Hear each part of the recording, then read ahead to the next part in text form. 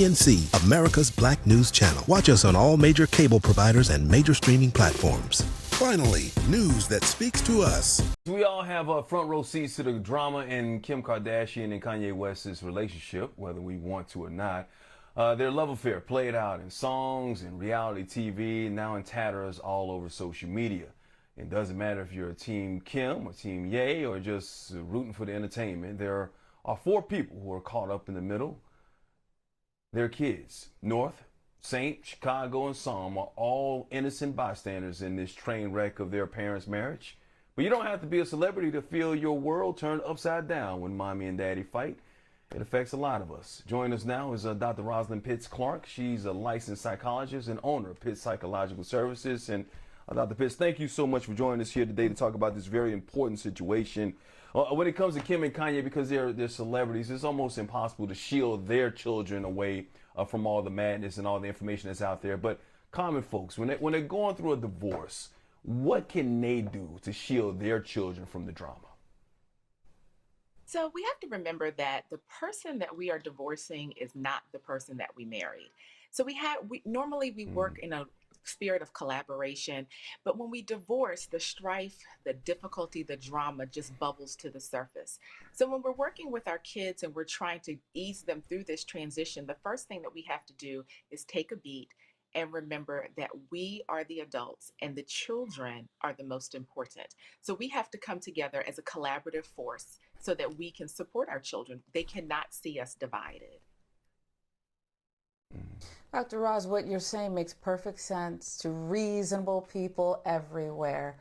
What if one party isn't ready to move on? Kanye West is not ready to move on, and he's being very destructive. So what if one party is intent on punishing you for leaving and knowing that the kids will always be able to be played? Well, the first thing that I would suggest is to really get professional help in this situation, because no one prepares us for such a situation as this. The second thing is we want to set very clear boundaries. There can be no going back and forth. We have to be firm in our belief that the relationship is over and that we're moving forward. And everything we do has to move in that direction. We never want to send mixed signals, because that can confuse the relationship and continue that tug of war between the two parents. Personally, when I went through my divorce, especially with my second child, they suggested that we have couples counseling to learn how to co-parent, which was very helpful. Absolutely. But I also think that the age of the kid matters too, because when I was a child and my parents divorced, I was older, and I felt and I knew it was time for them to get a divorce, and I understood that. I knew they was going to be happier separately.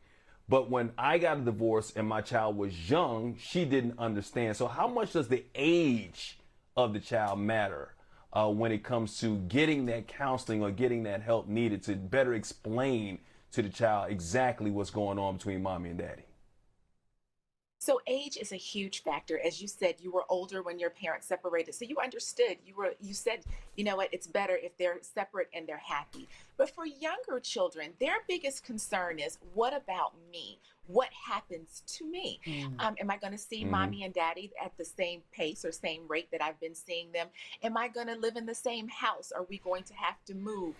Am I going to have to change schools? So I think going to counseling, particularly for young children, you really want to go to counseling to stabilize the child so that they know that not a lot is going to change. And as change does occur, you want to be able to prepare them so that they feel safe and confident in that change. Now, when it comes to therapy, I believe it doesn't matter the age. Everyone can benefit and should go through therapy if it is at all possible during a divorce, because divorce is traumatic. No matter how old you are and no matter how stable your environment is, it is a huge, huge shift in a child's life. You talk to kids, and you, I think, can take a peek into their hearts. You said that they want to know what happens to them, but I want to know more about what they tell you, because Mike and I talked about this, I think yesterday. Kanye West, by treating Kim Kardashian, and we're just using them because it's front and center, in this manner, we say it's hurting the children that he so professes and we believe he loves. So what do children know about the disputes between their parents, and how does it affect them? Well, I think we have to be very careful in that space because our issues as adults should not become the child's issue. Unfortunately, these four babies, their parents' relationship is playing out in the press. But for common people, people like you and I, we want to shield our children as much as possible from the drama, the arguments, and the challenges that we're having. Because when we come together because we are a family, whether we're divorced or not, we are still a family and we have to co-parent in such a manner. We want to present a united front. And oftentimes children will tell me, I'm afraid I'm not going to see mommy as much, or I'm afraid that I may have to change schools, or I'm worried that mommy's sad, or I'm worried that daddy's upset. And those are big feelings for little children to have to carry. And so it's our responsibility to make sure that we are able to manage our own feelings and our own concerns in the divorce, while at the same time being supportive and positive parents to our children. You said that you don't want to use the kids as a shield, and you should shield them, I should say. But there are some parents out there that actually use their kids as a weapon. They could be in a bad situation. It could be a woman or a man, and they will use a kid as a weapon in a sense to say, well, if I don't get what I want, you won't get this from your kid, meaning you won't be able to see your kid or whatnot. Tell us about some of the dangers and how that can affect the children growing up. I can tell you that will backfire, because what will happen is if the child is 6 or 7 and you do that now, that's one thing. But as they get older and they start to see and learn and hear, and they hear the other parent's perspective as they get older, it will cause deep-seated resentment in the parent who tried to use the child as a pawn. There's never a reason, unless there's an issue of abuse or neglect, that you should not allow your children or child to spend time with the other parent. It is a necessary bond that this child has. And to rip that bond apart in the midst of a divorce is nothing short of being cruel and self-serving in that Wow, space. you're so right. You're so right. We only have about 20 seconds left, but I wanted to ask you about choices.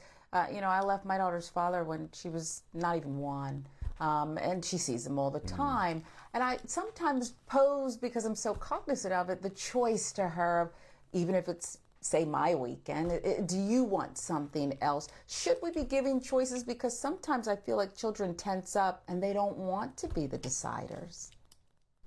So I believe in choices. I believe it empowers children, and it also allows them it's the early stages of decision making.